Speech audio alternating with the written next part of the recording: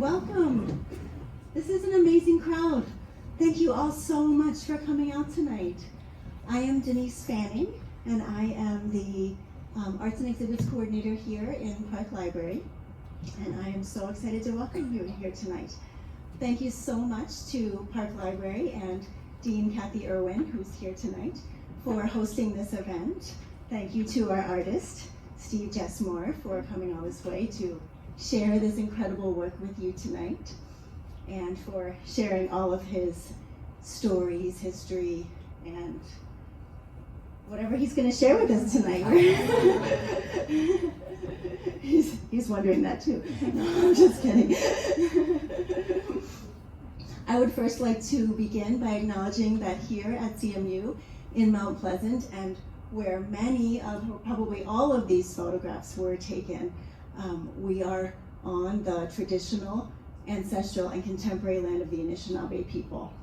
And it's with gratitude to them that we get to be here on this land today.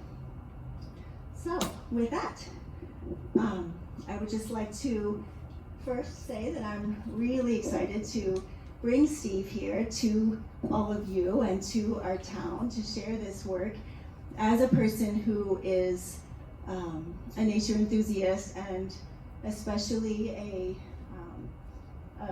longtime lover of birds, and somebody who spends a lot of time in nature, observing closely and watching the goings-on of the creatures in nature. I am just stunned and floored by all that Steve has been able to capture through his incredible patience and skill and just desire to capture the unique moment that most of us might overlook, or the things that are hidden behind the scenes that we don't get to see when we aren't as patient as Steve is with these creatures and beings. So with that, I don't want to take up too much time because we have a finite amount of time to work with this evening, and I want you all to be able to listen to Steve, not me. So I'll just give a brief introduction to Steve and we'll turn it over to him. Here we go. So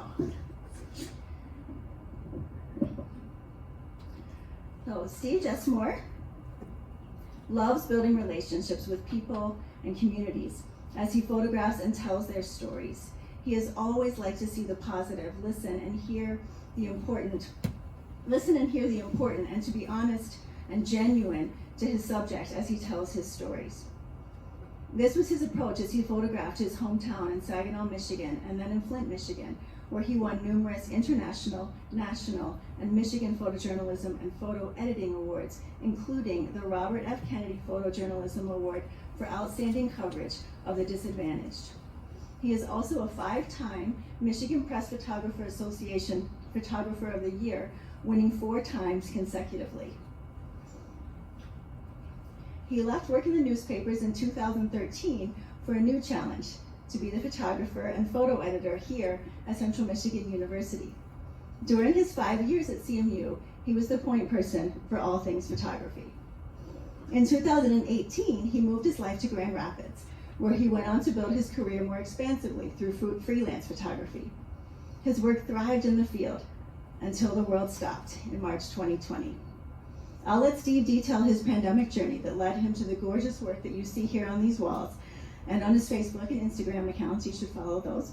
But I'll give a little spoiler that within the first year of his diversion into photographing the nature work and the bird work, he won the first prize and the honorable mention from the National Audubon Society's National Photography Contest.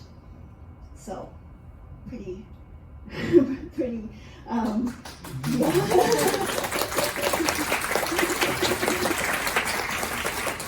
Pretty big deal.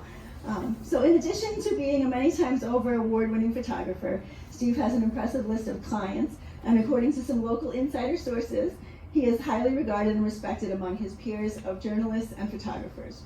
If anyone is interested in purchasing any of the works by Steve, there's a price list in the back page of the guest book, and you can speak directly to Steve or go through his website for purchases. He has many other options on his website, sizes, formats, and media on which they're printed, as well as many other photographs besides these.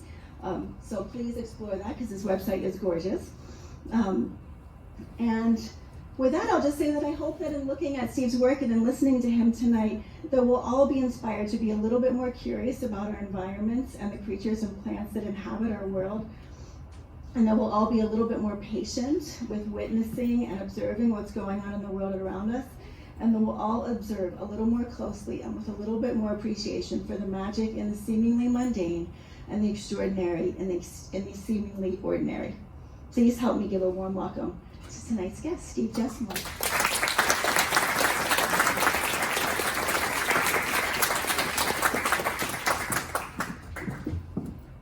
Wow, this is great. Wonderful to see so many people. I think this like quadruples the population of CMU during the summer. It's like right here. It's just like there's nobody up here when I come up. So wonderful, and so many nice familiar faces. It's wonderful. So this has been a whirlwind. I've only shot birds for a year and a half, and going on 2 years right about now, and it's just been a wonderful experience. You know, I'm going to go way, way, way, way back, and I'm sure this is in my psyche. My dad owned Saginaw Photo in Saginaw. So I've been around photography my whole life, around mainly cameras my whole life, not really so much photography. But one of my earliest memories is being about 3 or 4, and my dad would go away and he did 16mm films. But he would go to the Everglades to photograph birds. It's just kind of weird, you know, that I never really think about it or thought about it much, but he would do the fleeting, you know, moment, but, you know, actually catch motion. And he did that for a little while, just working with entrepreneur over in Saginaw, but trying to work on conservation, you know, with the Everglades back then when it was becoming, you know, sort of populated and losing ground in development and things like that. So I really think I go back and I attribute a lot of this now to him, and maybe my philosophy during my life, you know, why I did things, why I look to the positive, and, you know, I did try to find positive stories. I worked in Flint and Saginaw the majority of my life, 25 years. And I mean, it was really easy just to look at negatives. And, you know, I tell one story, and I was in Saginaw 15 years, and I was going to Flint. I was going somewhere. I didn't know where I was going. I had an offer in Columbia, South Carolina at the newspaper, and I had a number of other larger offers, you know, bigger papers in Washington and New York and places. And I really didn't want to go big, you know, I had littler kids, and I just wanted to be at home with my family and, you know, raise my kids and, you know, go to work during the day, but come back at night. I didn't want to travel all the time. But so one of my buddies, I was on the phone, he worked at Flint, and he's like, well, what's new? And I said, well, I think I'm moving, you know, I think I'm gonna go to Columbia, South Carolina. I have an offer, we've been down 3-4 times. And he's like, well, don't go there, come to Flint. I said, come to Flint? Like, seriously, I said, well, come to Flint, you know, I can go to South Carolina. No, come to Flint, don't do anything, let me talk to some people and at least talk to us. I said, all right. So I talked to I knew most of the people in the industry, and I talked to them, and they wanted me to be a photographer. I was a photo editor in Saginaw, and I thought, yeah, I'll talk to them. So I went in, and he said, well, I'm gonna pitch it to the editorial board. You come in for the interview, and we'll talk. And I said, okay, no commitment. So I went in, the editor was there, and the publisher, and a number of other higher editors, and we made small talk, and we sat down at the table. The editor looked me straight in the eye and he said, why the hell would you ever come to Flint? I said, what? He's like, why the heck? Come here, murder, rape, robbery, you know, we are the worst of every list that you can imagine. Why would you ever come to this godforsaken place? This is the editor of the newspaper at that time. And I was just like dumbfounded, you know, I mean, I said, well, you want to let me be a photographer, and I'm not where I am, you know, and I literally at that moment, I said, you know, I bet there's like 93% good people here instead of 94 somewhere else. I said, it's all how you look at it. It's all the stories you decide to tell. And I said, that's why I want to come here. That's why I want to do what I do, you know, it's to show that good. And when everybody, Michael Moore and all the other people are dissing Flint, well, I bet there's a lot of good here and a lot of good people. So we talked, and in the end, I figured it was a great challenge, and I only had to turn out of my driveway the other direction. You know, I lived in Frankenmuth, so I went one way instead of the other to Saginaw, and I went to Flint for 10 years, and it was the best time of my life. I loved it, and you know, no regrets. Never would have left until 2008, when you know everything was decimated, and we went from 125 people in the newsroom to about 20, and. So I went to Myrtle Beach at that point for a while, but I was still a photographer, and you know, and that was wonderful. But you know, like at that moment, I had an idea, and I did a column in Flint. If you want to go to my website, it's called Sense of Community. But I highlighted what people were doing on a grassroots level to make Flint a better place. That's how I've always approached my job. You know, no matter what I was, people say fake news and the news is biased and all this stuff. Well, I wasn't, and the people around me really, I didn't think were. I thought we had a pretty good, we were watchdogs. You know, we tried to help the community, you know, things that were bad and highlight the things that were bad. In Saginaw, one story comes to mind, you know, about the 3 worst landlords in the city of Saginaw were the school board president and 2 city council members. Those are the sorts of things that need to be highlighted, and this is easy, you know, to me. Once I finally got into it, it was easy and totally positive and you know, everything. But you know, to me, those were the stories I like to tell, and that gives you a little bit of a background about me and who I am, because I think that's, in an essence, who I am. 2018, I married this wonderful lady, and she's in the back row, and Brenda has just been, means the world to me, and you know, it's just been a wonderful situation. At that moment, I stepped down from CMU. I was here 6 years. You know, I photographed 99% of the shots I've photographed for work, and all my life have been with people. You know, it's all people photography, people doing things.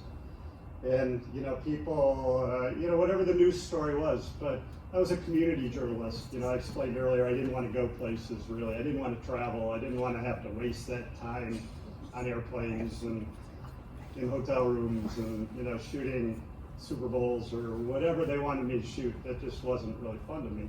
I like doing, you know, again, being around my community, photographing my community, and being home at night and getting up in the morning and, you know, being there in the morning. And it just was a good way to live my life, I thought, doing what I did. And I still got to photograph World Series. I still got to photograph, you know, pro sports and spring training and a lot of things during my life. I've never had a boring moment, you know, with any of that. And then Sherry Knight recruited me to come to CMU, and I came here and left journalism behind, and she told me I wasn't a journalist anymore. I can remember that many times.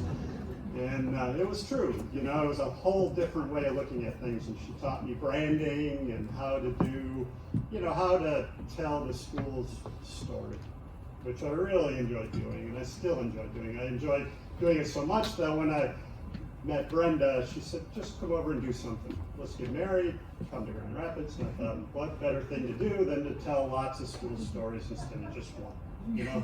So I freelance higher ed now, and I do that full time, and I still do that full time, and it consumes me quite a bit, you know? I mean, 2018, my first full year, I had over 100 invoices working full time, 100 different days out of 365 that first year. So I really got off the ground running, really did really well, you know, in my opinion, as well as I could have, and as well as much work as I possibly could have done.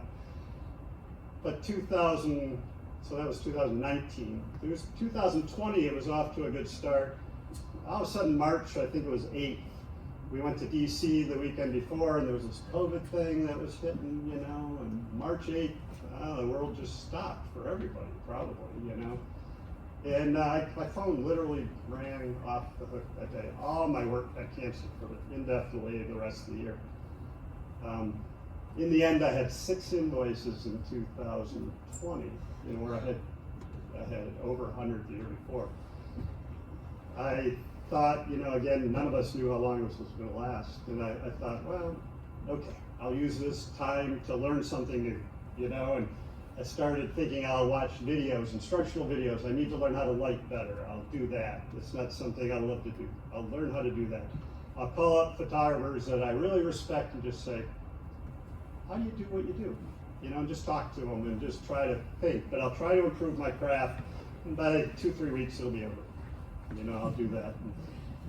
And it kept going, you know, and it kept going. And then I saw some birds on the back porch, and I thought, well, I'll take my sports lenses out and try to photograph them. So I did that about April or whatever, and I threw them online, and people really loved them. You know, I thought, well, that's kind of cool. And I still don't know what I want to do, you know. And so one day Brenda sat me down, and she's just like, you know, every day's a gift from God, and you got to make the best of it. And you know, if it's your last day, you better have done well. And you know, you got to think what you really want to do. What have you always wanted to do, and do it. You know, just make the best of it. And I thought, that's really great, but I don't know what I always wanted to do. I just have no idea, you know. So I cleared out the woods in the back for a couple of weeks, you know, and I took the deck and I sanded it and I power washed it and I sanded it again, and I'm still thinking about, like, what do I want to do? And I shot a few more birds here and there and posted them, and it just kind of, you know, like spun. And that was, I don't know, May or so, and you know, June goes and July goes, and we have a place up on Torch River, and it was, I always would go up and sit and look, but I never really photographed much. And I had an assignment for a magazine, a retailer's magazine. It was to photograph how hard kayaks were to get. And I'd never been in a kayak, and I wish he was here, but I worked with this photographer, and he was here earlier, and it's like, Jessmore, don't ever get in a kayak. It's a death trap. You'll go over and you'll die, and you're going to lose everything you own, and you know who I'm talking about. And he said, just don't do it. And I thought, okay. But I had the kayaks, and I photographed them, and you know, I went in one. I left my cameras on shore, and I went in one. I came running into Brenda. I said, God, that was the greatest thing I've ever done. I got to get one of these. And she's like, well, you better get a good one because your cameras are expensive. I said, all right, yeah. And so I bought a kayak. I took it up to Torch, and I started going out in it. And one of the first pictures I took was this one back here. One morning, I'd go out before sunrise, you know, and just paddle through. I figured out there was a marsh, and with this little, you know, like water trails through the marsh right across from us up north. I never knew it was there. But I got in the kayak and did it, and there were some mallards back there and some other little birds, like swamp sparrows. And I started seeing birds and seeing them doing things. And then, you know, as the morning went high, the sun went higher, I started seeing little damselflies. That little damselfly only about that long, you know. And so I'd see things move, and that was the way I was as a journalist. You're always looking for different things.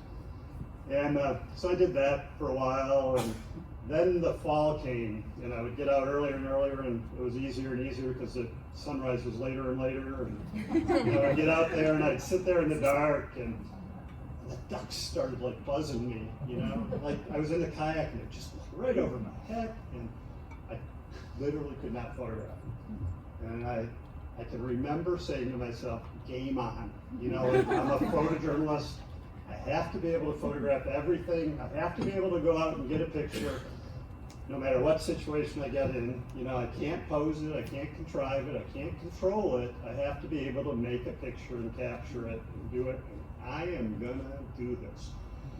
And during, you know, at that point, about August and September, I just went through my old pictures from that first year. I never really knew when it started. And figured out it was about August and September where I really got into the birds. And I started seeing all the different birds come through on migration, which I had never ever known we had migrations through there, you know. And full disclosure, I have a biology degree too, a minor, which I just never used. I was going to go pre-med or pre-something. I didn't do it. And but I have the bio degree, you know, and I have my journalism degree actually. And so I thought about that, and you know, it really was. It became just I was addicted, you know. And whenever we were up north isolating, you know, because at that point we could. The governor said we could get up there.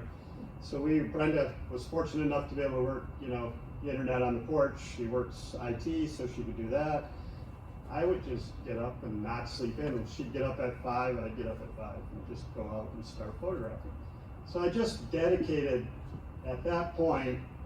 I started putting in the time where I would every day put my pictures in a folder on the computer. You know, I would shoot 3,000 photos in the morning sometimes. I would come back in, download them, look through them, and try to figure out what I did right and what I did wrong. And then I would try to take that in my mind out that evening. Do the same thing that night and go through quick, see if I improved a little bit or not, you know. And then the next morning, the same thing, and on and on and on. So I have 4 8-terabyte hard drives from the first year and a half, filled with folders up and down with my days off that I went out and put in the time. Literally hundreds of thousands of pictures, and you know, I don't know how many hours, honestly. I should go back and look, but it's not unusual on a day off to go out at sunrise and come in at 9 or 10 in the morning, or 11 even. I don't like shooting during the daytime. The light isn't good, you know. To me, it's not warm. It doesn't have a lot of character. It's too straight up and down. So I like shooting the last 3 hours of the day, and even after sunset. And I like shooting really before sunrise until, you know, about 9 or 10 o'clock. And that's what I did for the last year and a half on my days off. And you know, the whole Audubon thing just started. I started posting, and I actually, as soon as I started photographing birds on the back porch, I thought, you know, I'm going to donate to the Audubon organization. You know, I saw something, and I thought, that's a good thing to donate some money to. So I gave them $20 a month or something. And before I really even got into birds, but just during COVID. And so I kept doing that, and I started getting the magazine and looked at it. And then somebody said to me, I can still remember, he messaged me and said, hey, you should really follow this guy. He's really good. He made like the top 100 in Audubon. I said, is that good? And he said, oh yeah, if you can make the top 100, you're golden. And I said, okay, sounds like a good goal, you know, let's make the top 100. And so I didn't really think much about it, but I went and looked at the guy's pictures, and I thought, these are really nice. But they're not what I want to do, you know, and they were really nice pictures, but they weren't like my vision.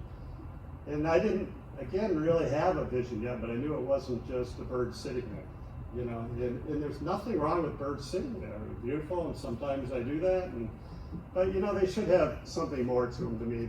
The storytelling of photojournalism and journalism, I just like to really include the activity, and as a community journalist, I would highlight, again, like I said before, the little things in my community, the little events, didn't matter how big or small they were. I always went to these events and tried to make a picture, and I always had to bring back something for the front page or the section of the paper or whatever. That's how I approached the birds, and I went out and started doing that. And I started realizing pretty quickly that for the first time in my life, I didn't have to please somebody else.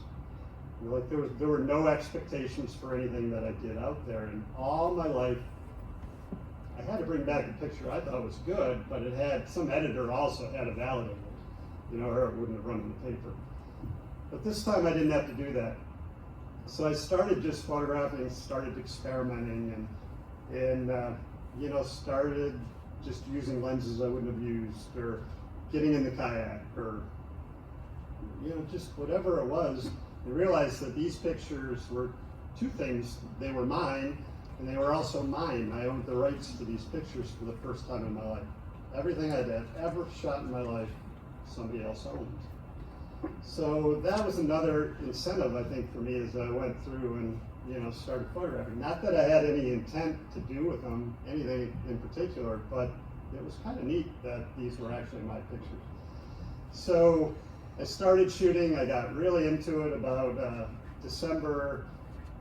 My cameras were quite old, 15, 20 years, you know, professional cameras, really nice cameras, Canon cameras. And I had seen how technology had improved so much with autofocus, and just the mirrorless cameras were mine, were DSLRs, if you're photographers, the mirrors, you know, the mirrorless were littler, a little bit smaller. They were quiet, they were silent, you could make them really silent. They're just wonderful to use. So I switched over to Sony. I bought a Sony A9 II and a 200 to 600 zoom, and I started making bird pictures. And specifically with that combination, Both my Audubon winning pictures, the Cardinal was the first place national winner last year, and then the Hawk and the Chipmunk here was the honorable mention. And both of those were shot with that combination of the 200 to 600 zoom and just the A92 camera. It was about a 24 megapixel camera, so if anybody's curious, you know, it had decent sized files, but not like the tremendous files. I have one now that's 60 megapixels, so it's almost 200 megabytes when you open it up. You can crop. Well, these you couldn't crop quite as much. But so those were two of the first pictures, quite honestly, I've made in the beginning of the year that in 2021. And I could see myself with the process I use of editing, shooting, editing, learning, calling myself out for something, you know, being constructively criticizing my own work. I never had editors that did that for me. I always had to learn, you know, really, that if I was going to really improve, it was up to me to really improve. So by dissecting my pictures and figuring out technical stuff that I could get better. And also, I knew nothing about birds. Nothing. I knew what a blue jay was, what a cardinal was. You laugh, but that's about where I was. I knew what a mallard was. I knew what you know, some things were. But I have a stack of bird books that I keep on my computer, and I see something, I'll make a reference shot of it. Even if it's not going to be a good picture, I'll usually shoot it, and then later look at it. And, well, have I seen that before? No. You know, what is it? You know, it's a tanager. Well, I didn't know. You know, I never saw a scarlet tanager. It's pretty cool. You know, so I would learn, and then I am learning, and I'm in the process of learning. What was more fascinating to me about more than what the bird was, it was more about how it lives its life. I really got into that, where what I had seen with the other person that somebody told me to watch, it didn't tell me anything about the bird, or about the characteristics of the bird, or kind of like what I did my whole life with people. And I think it just was a natural sort of gravitation to that with birds, you know. I found out I won the Audubon about March, April.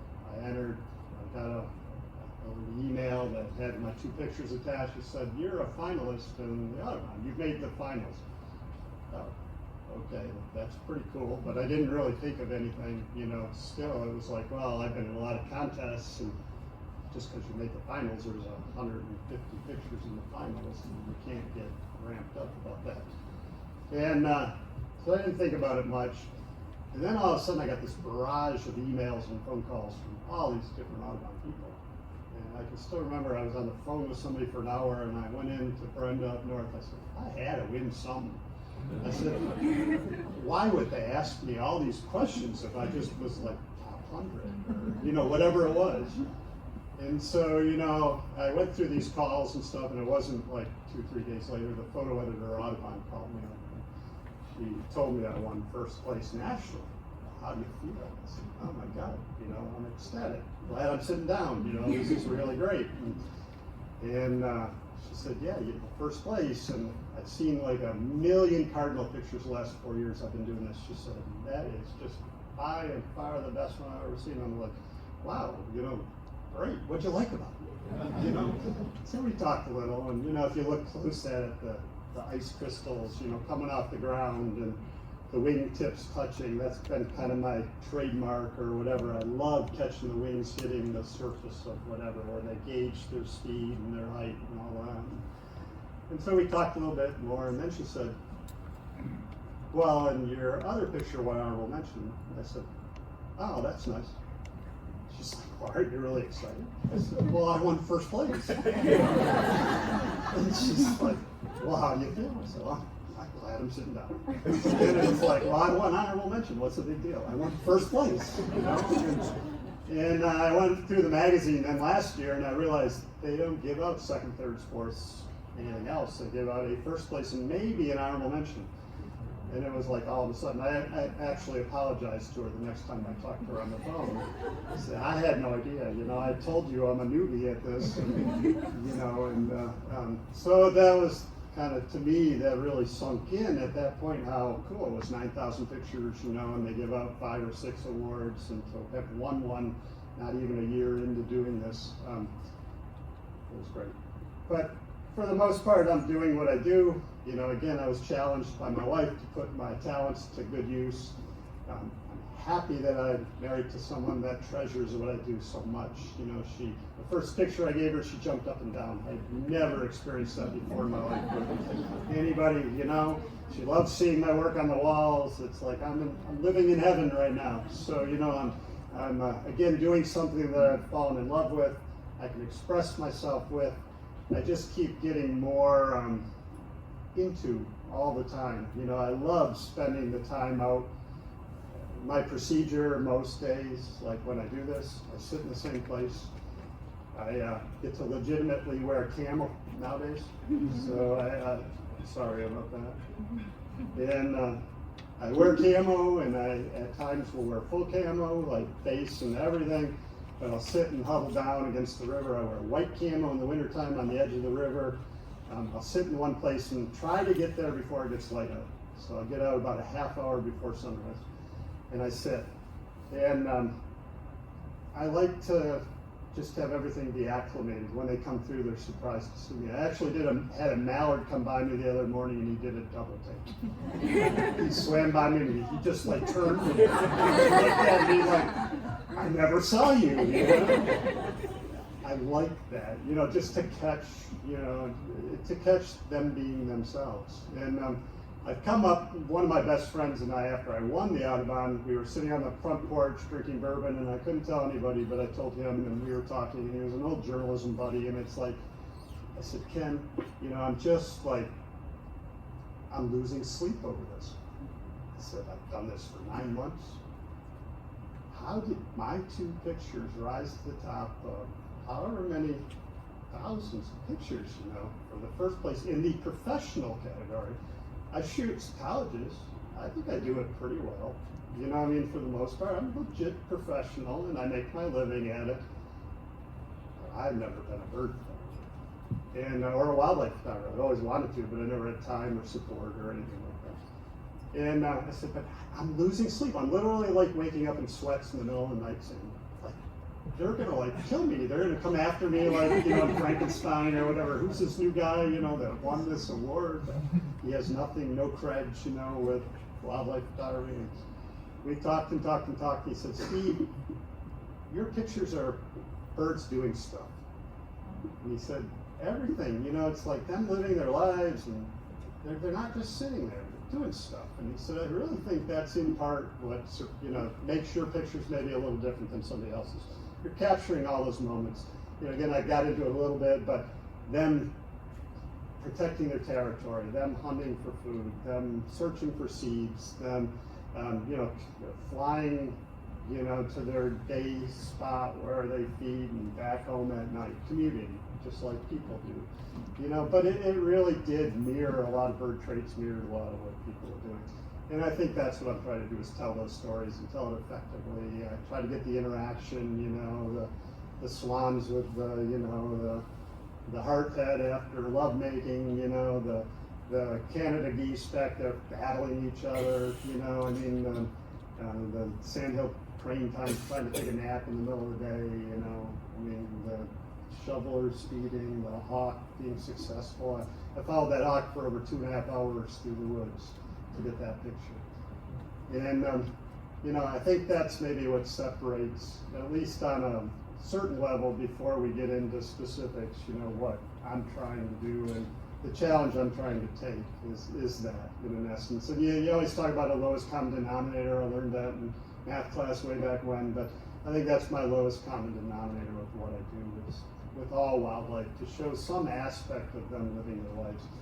And so you see the first year and a half of my efforts, I guess, right here. And I hope, you know, I've already gotten a commission, which I think is kind of cool. The Friends of the Library in East Grand Rapids has hired me to document Reed's Lake in Grand Rapids, to bring artwork in for permanent display for the East Grand Rapids Library, which is right on the water. That's where Gerald Ford used to live, and it's a beautiful library, and I get to have permanent display now. So I've been starting. I had a picture in Ducks Unlimited last month. Starting to get published. I had one in Cornell.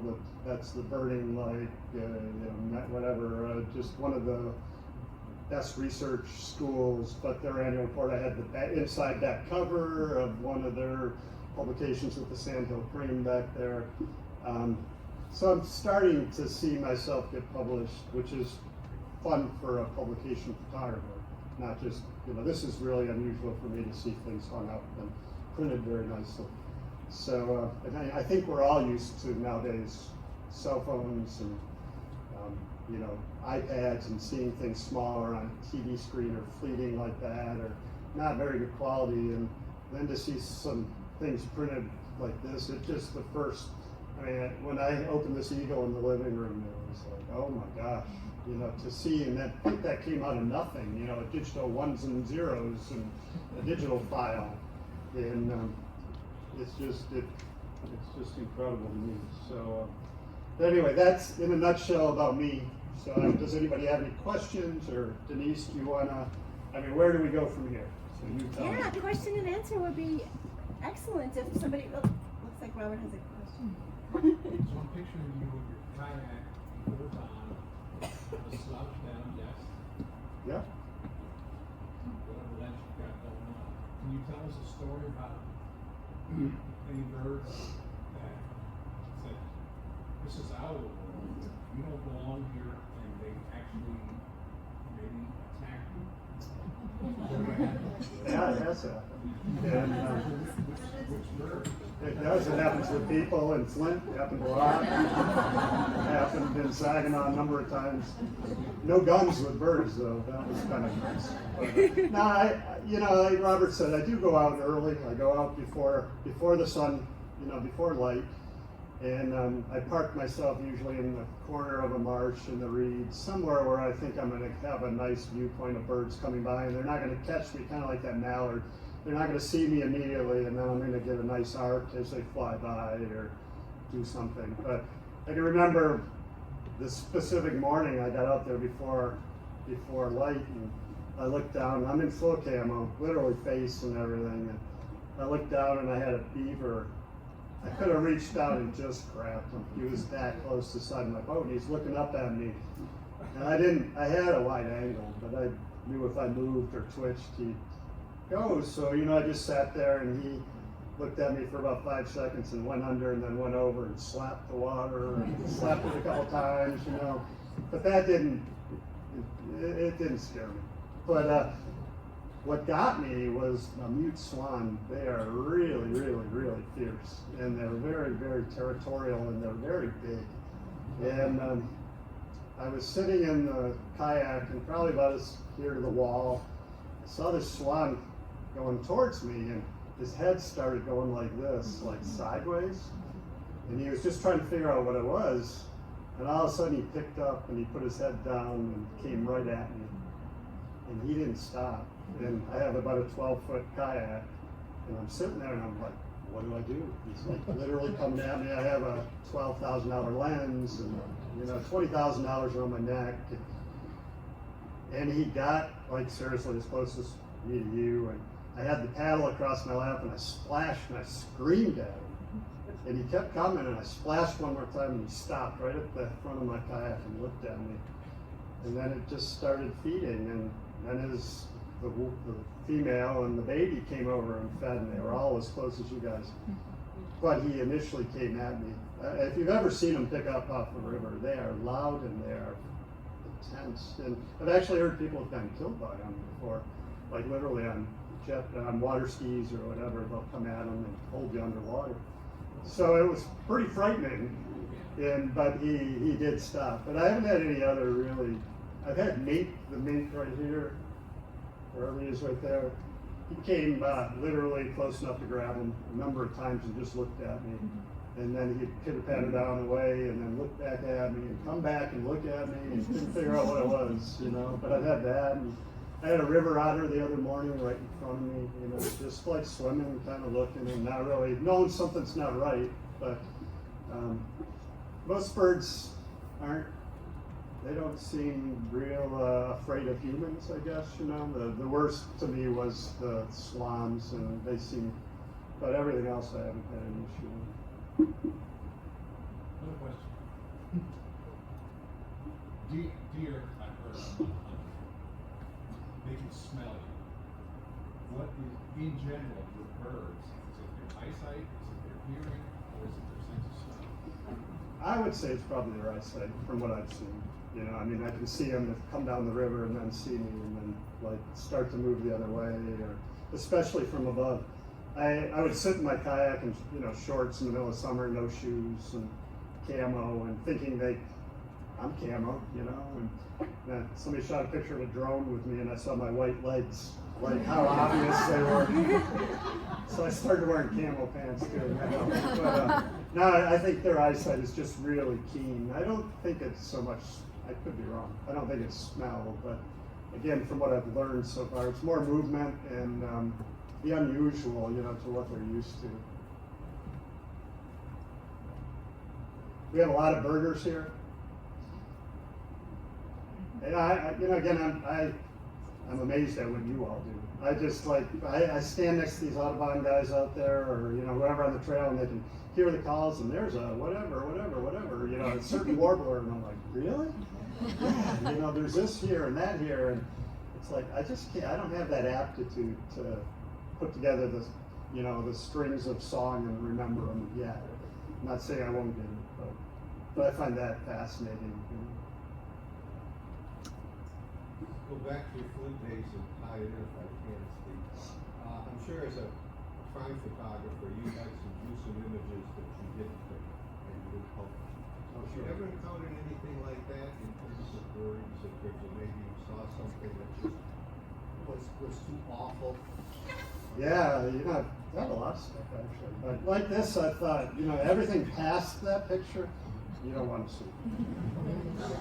I photographed it like I equate what I do to journalism, I really do. And I was there to make pictures, not to do anything else. But it wasn't for me to edit at that point. And in journalism, I photographed drownings and shootings, and I've been shot at, and I had guns pulled on me, and all that sort of stuff. But with the birds in particular, just about maybe 3 weeks ago, on Reed's Lake, I've made about 80 trips since October to go out there. And when we get up in the morning, if I don't have anything going, I'll go out for a couple hours and whatever.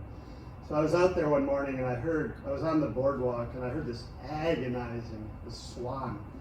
And he went full blast back for the nest, and, you know, I heard the scream from the nest. That's all I can equate it to, and I don't remember what it was like or what, but it was a screech or something. And the male went back towards the nest, and the two of them were on the nest, and there was all this ruckus, and I was trying, you know, it was quite a ways away, and I was trying to photograph it. I use a 600mm lens, that's kind of my normal lens. So I was trying to see it through the trees and everything, and all of a sudden I saw the male grab an egg, and he ran into the water, and he put the egg underwater, and he brought it out again, and he put it underwater, and he came out with the baby swan in his mouth, shook the swan, and he put it back under, and the female came over, and she grabbed the egg, and then he left the baby underneath the water. So what I'm theorizing is it was stillborn.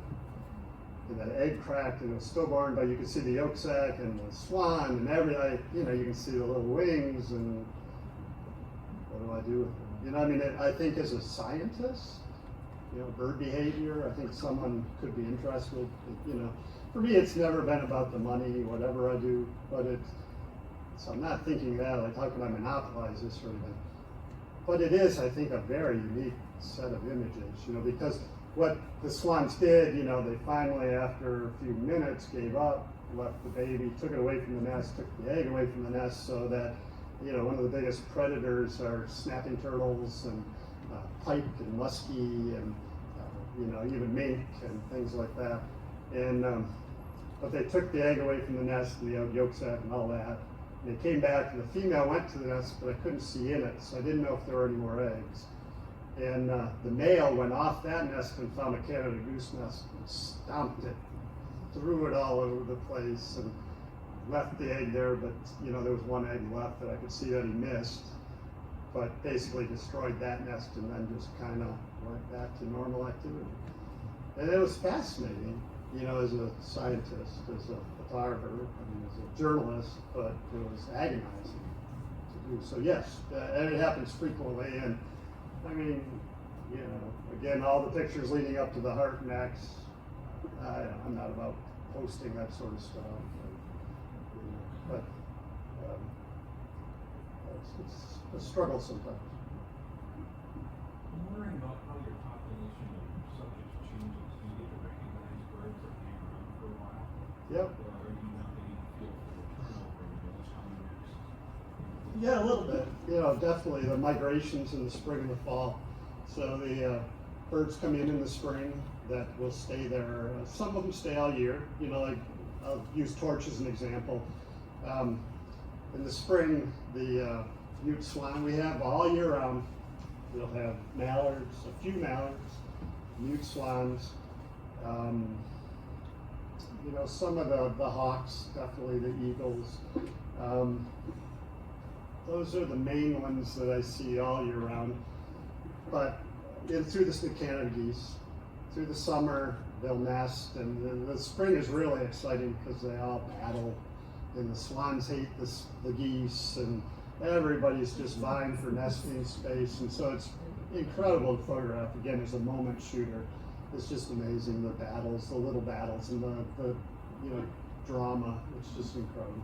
So during the summer, but then there won't be a lot of other stuff that comes through because, you know, the ones that have migrated out from the winter to go north are gone. But we'll get some trumpeter swans through, and some more mute swans that come in and try to land and get chased out by the resident mutes. And so there's still a little drama, but so we don't see a lot of change until again August or so was when I started noticing some of the ones from the north starting to come back through, and some of the residents leaving. And the winter's my favorite time to photograph. I just love sitting out there when the big snowflakes and it's so quiet, and all the summer boaters have gone home, you know, and there's nobody disrupting the river. And so I'll go out in the kayak, or just a lot of times mostly sit on shore. But my favorite ducks are, there's one over there, it's a bufflehead. Little tiny ducks, and I equate them, they're so fast and so silent, but it's kind of like trying to make a picture of a bullet in the dark.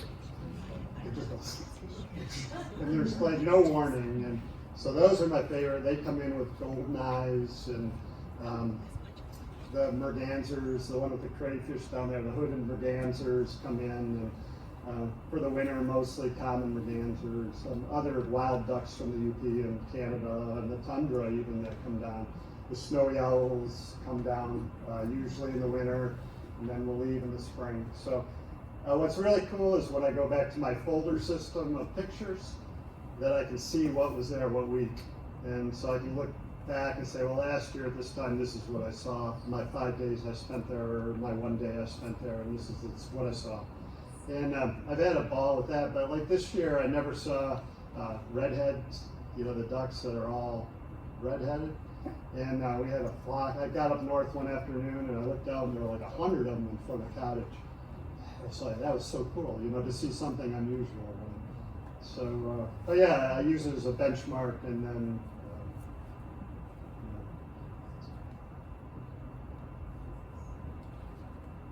So it took 2.5 hours, you followed the hawk. Was that the most difficult shoot, or do you have another image that was more difficult to capture on satellite? well, I was definitely persistent. You know, that was in the beginning, and you know, the old saying was a bird in the hands or two in the bush. Or I don't like to use bird, you know, like humor like that, but it really is true. You know, and I was walking. There was this photographer down at Kensington who I reached out to that I saw his pictures on Facebook, and you know, and in the Michigan birding groups and things like that. And I saw he was doing sort of what I wanted to do, the basic moment shooting. So I reached out to him and we talked and we became friends. And so I was down there one day and I met him, and we were walking on the trail around Wild Wing Lake, if you've ever been to Kensington, and we got to the back, and I had a brand new camera. Literally, that's the first day I ever had my camera. And I thought, I want to just photograph some birds. And I mean, I'm like sort of amazed by that, but on the other side, I've had cameras in my hand my whole life, and It was just another tool, you know, with some buttons that were a little different. But I wanted to have something to photograph, and so we got around the back of the lake and way off the trail, and he said, "Oh, there's a red-tailed hawk." And I said, "Well, that's cool." And it was perched in the tree, and so we both walked around it for about 20 minutes. And he said, "I'm taking off." I said, "Seriously?" He's like, I said, "It hasn't done anything yet." He goes, "No, I'm taking off. I've got enough." And I said, "I'm gonna stay." And he said, "Okay, well, I'll see you." You know, and he left, and you know, he's just about seeing as much stuff as he can, which is great. You know, everybody has to have their own philosophy, but I really like to let things unravel. And so I hung out with him about 2 hours before he even flew, and I stayed back, you know, quite a ways here to the glass, probably, you know, something like that. He knew I was there, but I wasn't in his face or anything. And he flew just little bits right around the same spot, like hopped down and stuff, but he didn't fly. And then he took off and flew, and I got a picture, and I was with another guy at that point, and he said, "Well, let's go follow him." I said, "All right." So we walked about 100 yards, sort of, through the woods, and just the general direction, and we got to a certain point, and there he was on the ground, the hawk, and he didn't have anything. And he was standing on the ground, and he was jumping up and down, like grabbing leaves, spewing the leaves all over. He'd land, and he'd look. And he did that, jump, spew the leaves, look. Did that 4 or 5 times, saw us there. Nothing came out, flew up in a branch, up in the tree, and he just started watching that spot. And we stood back and just waited it out. It was about 25 minutes. And the chipmunk squealed, ran away from me the other way. The hawk, as soon as it squealed and moved, the hawk just dropped the wings backwards to me and landed and got him. And he turned around and faced me, and I had that new camera and that new lens, and he flew straight at me. The chipmunk would have hit me in the face if I wouldn't have ducked. He flew right at me. I didn't get a picture. Everyone out of focus. And he flew up. And that looks like I'm laying on the ground. Well, this tree was up in the air about 25, 30 feet, laying across a canopy covered with snow, and it took it up there and landed on top of it. So I was shooting up almost like this, and with the 600 millimeter lens, and I just went in full spot news mode and just kept shooting and shooting and shooting and shooting and shooting and shooting, and like, you know, obviously paying attention sort of to my focus and the technical stuff and what was happening. And then I saw it, you know, it ate it. And the guy was behind me about 40 yards, and he finally said to me, the other photographer, he's like, "Hey, you should come back here, it's a lot better." I said, "Oh, okay." And so I went back and I thought, "No, it's not." But then I had that picture. It also, you know, again, it was probably almost as dark as this room. It was just late afternoon on a really January day, you know, late afternoon, cloudy. But, you know, again, what I found, I mean, for you photographers out there, you'll see some of the ISOs are pretty high, like the film speed, the sensitivity, the higher, generally the more grain you get, the more noise you get, the less clear they are. What I found is that if you use a really high ISO, you just have to make sure you expose right. You're not underexposing. This was at ISO 3200, if I remember right, which really, in film days, if I was a journalist and had 3200 all those years, I can't imagine what I would have got, number one. But it's really not that high now. I'll go up to 12,800 even, and people I know go higher. But I don't like to do that, but the one thing I've found is that if you do it, if you just overexpose a bit or just make sure your exposure's right, you don't get all the noise. So if you're a photographer, you might try that and see how you do, you know, that sort of thing. But does that answer your question? I know, yeah, it took a long time. It was wonderful, you know. I mean, just that's what I have always done my whole life with people, with whatever. You wait for whatever to happen. You don't instigate it to happen. You know, I can will it to happen. I do in my mind say you need to do this or that, or if only it would do this. You know, as an artist, it seems weird. You know, like as an artist. I like to, when I shoot wildlife, if I sit in the same spot, the light changes all the time, like constantly. The light is always changing. in general, I shoot into the sun in the morning, so everything's backlit. And at night, I shoot it behind me where it's front lit. And what I like to do is watch different compositions when I shoot, like in the vista, like in front of me. Like, boy, that's really cool. If only a bird was there. And look at those clouds and how they're lit. If I see birds coming, that's the place to get them. This is my favorite thing in the world. Like this little set of reeds from where I sit. I watch those reeds every other, as I scan, that's my endpoint. Every scan, looking for whatever's happening, like if something's happening by those reeds. They're even cooler, they come a little bit further. And they're very wispy, and different times of the year they look different. Like right now, last year's reeds are up and they're weather torn, and they're just to me very interesting. So that's one of my compositions. So as I look left, where I sit a lot, is that watching the light hit them. The morning sun will sometimes make the background black and just have them look like they're spotlit, or that like that, where the background's lit and they're in shadow, just depending on the time of year and where the sun rises. So I like to do that, and then I will continuously just change my compositions in my mind, as I see the light change, and just say again, if birds are coming, this is the spot I need to watch for. Like if I know that spot's there and I see them coming, it's like, okay, I'm not going to just sit like this, but I'm going to follow them, and hopefully that's where they fly, or that's where they fly. We got some beautiful, this weekend right here, before dawn, with the wispy, whatever, reeds. I got a family of Canada geese coming around there, and the two adults were just on full alert mode, their heads, and we're looking back and forth, and you could see the stress, and then all the little babies in between, and it was still dark out, so everything's real muted, and I think it's probably the best Canada goose shot that I like, that's quiet like that, where so unlike Canada geese that are so noisy and Being relatively new to this, are you going to stick with birds, or are you going to add more wildlife to your I don't know. I'm going to stick with birds. I love birds. I love ducks. I love, the whole trying to see more about their lives, the whole voyeurism or whatever. I just want to see, and find and tell, just show what they go through day in and day out. But that said, if you look around, there's some, to me, real little jewels here that aren't birds. Like this one in particular is one of the favorite shots I've shot. And, the mink is not a great picture, but it's nice of a mink. It's kind of the alertness, of the mink. And one of my favorites, it was pitch dark and it was summertime, it was the sun had set.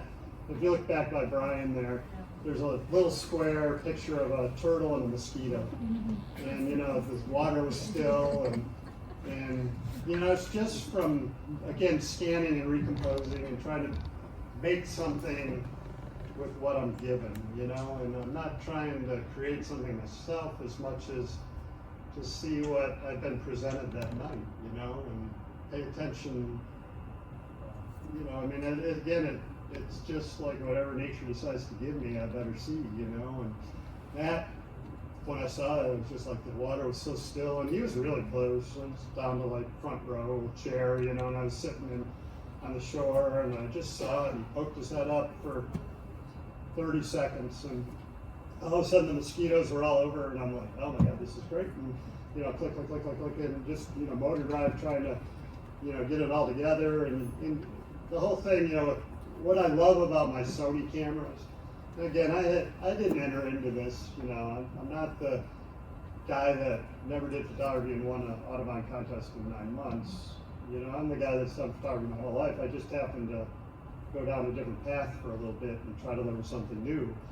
So I had all that base level of talent and experience and whatever I was given, again, that I'm trying to make use of. But, I had a lot of knowledge about photography in general. And you know, the same thing with these things, but the Sony cameras, what I love, and one of the reasons I bought them, is they have all these programmable buttons. I literally don't think about anything anymore, you know, technical, because I'm shooting and it's like, it's all sort of in my mind, higher shutter speed, lower ISO.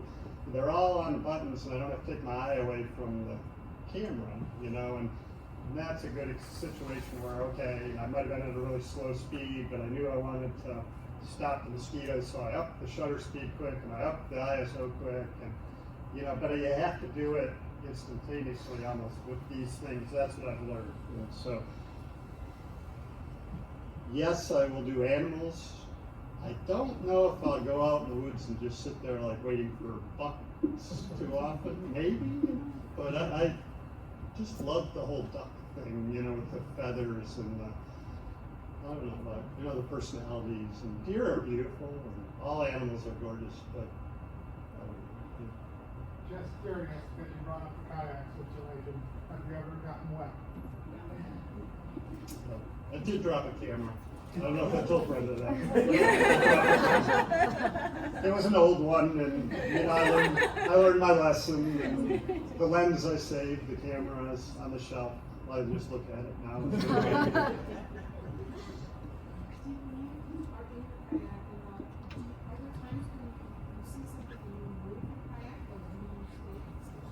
No, I'll move too.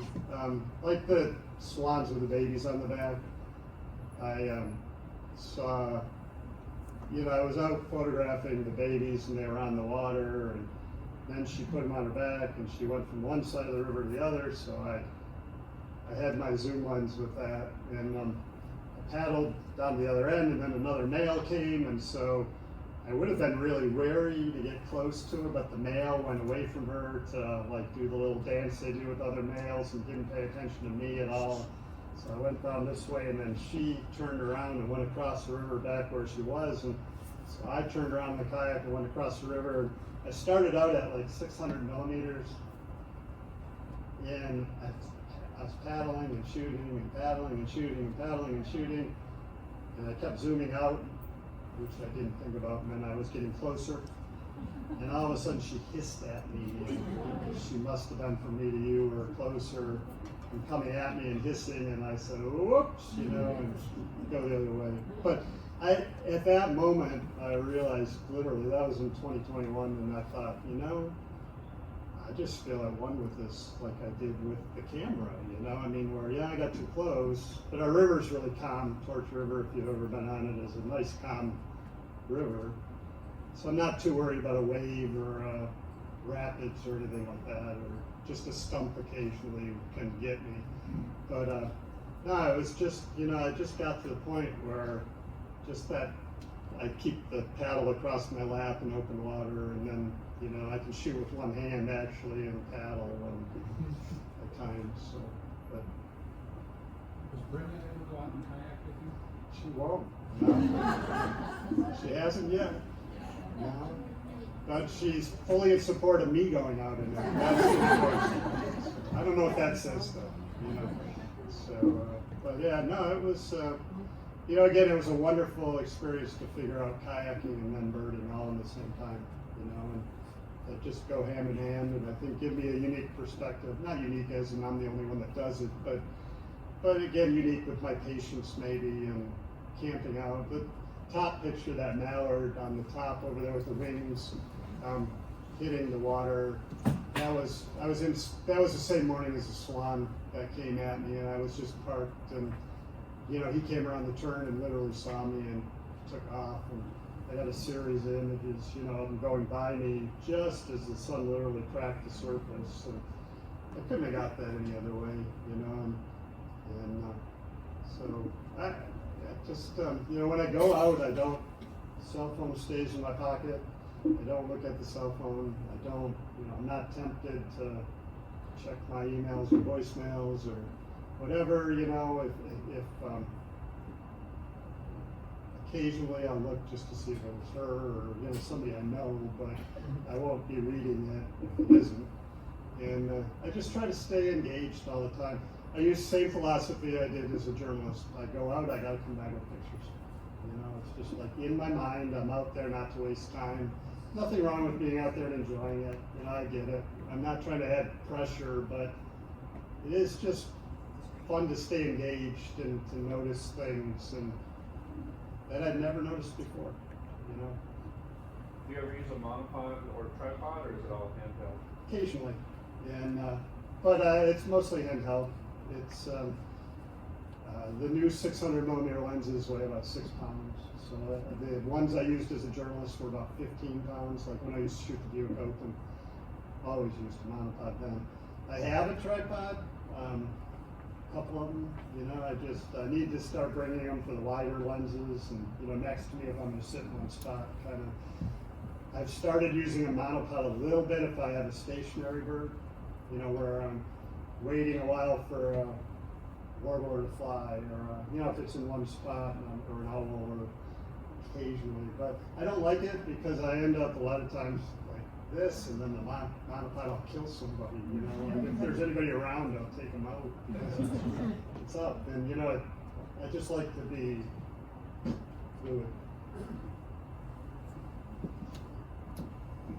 Last question, is your kayak camouflage? It's green. What I like about it, it's an open top kayak, and so it's like a molded. It's not fiberglass, but it's similar, and it has I think 6 drain holes in it. So when water comes in, it drains out, and which is really nice. I keep dry bags in my kayak, or if I'm paddling. I used to roll it all up and put it all together, and I don't do that anymore for the most part. And you know, it's open and it's setting in one. If I go over, I guess I'm in trouble. But if I splash it, I'm not. You know, it's going to stay dry. We're getting close to the library's closing hours, and I want everybody to have a chance to look around a little bit more closely at the photos before you go if you'd like to. So we'll close with one quick final question, maybe quick, I don't know. I'm curious to bring it full circle. I know that these photos and your experience with wildlife has been informed by your entire career before a journalist. Has your experience photographing wildlife informed your work with humans? Well, I haven't had a lot of opportunity to reverse it yet. You know, I mean, I do freelance. I think I'm sure it has. You know, the patience, but I think a lot of it just goes full circle. It was there anyway, the patience and anticipation, trying to figure out what you're going to do next if I'm photographing you. You know, if you're doing something, anticipating what somebody's going to do. You know, but the whole composition thing, I don't think I ever did that before, where I actually just really looked at stuff where I was and kind of, you know, figured that out. I might have found one and waited, you know, but I think that is something that I do a lot more, and I probably shoot more pictures now as a you know, a freelancer. But yeah, I do look forward to the day, in all seriousness, where I can kind of just start doing this full time. So when we retire in 4 or 5 years, you know, or whatever it is, I hope that I think I found, you know, what I didn't know I was going to do. You know, like you challenged me. It's like, you know, I mean, this is really what I like doing. So, you know, Brenda will say, well, you need to branch out, go different places. And it's kind of like, I don't know, you know, I never did that as a journalist. You know, I was perfectly content where I am. And I think that's one thing I realized. I'm blessed. I've got a great life. And I couldn't ask for a better life. And, you know, I'm just so lucky and that I found all my life, this is how I've made my living, making pictures, you know, and it's just been wonderful. I've worked my tail off. Some people don't think it's work, you know, but it's just, you know, I worked long hours and I put a lot of effort in thinking and, you know, with stories, but it, you know, it was work, but it never seemed like work. And I think maybe I do treasure even my freelance work like that. It doesn't really seem like work. I'm just real fortunate I can be creative and all that. So, you know, like, we'll see where it goes, but I'm not, you know, I will say that I've started doing some different things with birds that I never did, you know, trying some different things. The library will be closing at 7 p.m. One car. The remainder. Thank you. Well, the big brother is.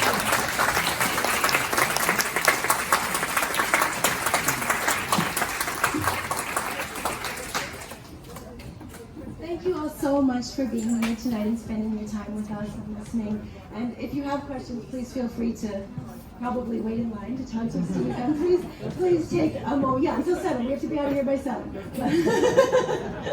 My email's on there though, you know. We made a coloring book. Oh yeah, that's what I wanted to announce. I Yeah. like to think out of the box. One of my best buddies is this great book with he and I brainstormed. We wanted to take away, and so this is our first version of coloring book, and it'll be better in version 2 or 3 or whatever. But it's still kind of cool. So a lot of the pictures that are here and there, if you have grandchildren, whatever, if you want to color one, There are coloring books on the pedestal in the back, so please feel free to take one based on this show, and please spend time with the work.